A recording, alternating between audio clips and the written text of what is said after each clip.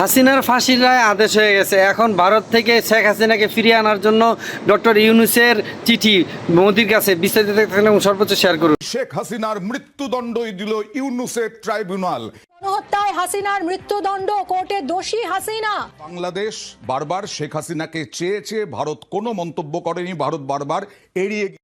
গ্রাম বাংলায় একটা প্রবাদ প্রচলিত আছে, মায়ের চেয়ে মাসির দরদ বেশি।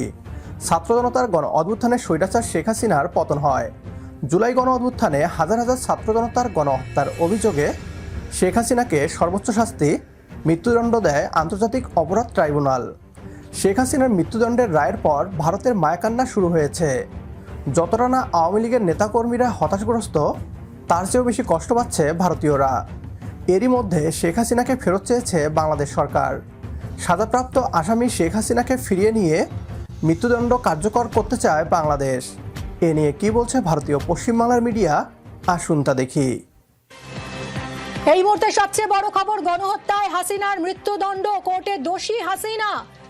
দোষী সাব্যস্ত হয়েছিলেন আগেই, এবার গণহত্যায় হাসিনার মৃত্যুদণ্ডের নির্দেশ। বাংলাদেশের প্রাক্তন প্রধানমন্ত্রীর বিরুদ্ধে মানবতা বিরোধী অপরাধ গণহত্যার প্রমাণ মিলেছে। গণহত্যায় হাসিনার মৃত্যুদণ্ডের নির্দেশ দিল আন্তর্জাতিক ট্রাইব্যুনাল কোর্ট। ঢাকার আন্তর্জাতিক ট্রাইব্যুনাল কোর্টে গণহত্যায় অভিযুক্ত হাসিনার মৃত্যুদণ্ডের নির্দেশ।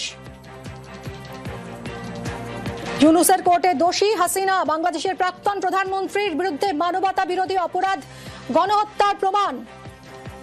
ঢাকার আন্তর্জাতিক ট্রাইব্যুনালে মৃত্যুদণ্ডের নির্দেশ শেখ হাসিনার। জুলাই অভ্যুত্থান দমাতে নির্বিচারে খুন, রংপুরে পড়ুয়াদের হত্যা থেকে শিশুদেরও কপ্টার ড্রোন থেকে গুলির নির্দেশ মিলেছে, অডিও জানিয়েছেন বিচারপতি, এবং এবার মৃত্যুদণ্ড দেওয়া হলো হাসিনাকে।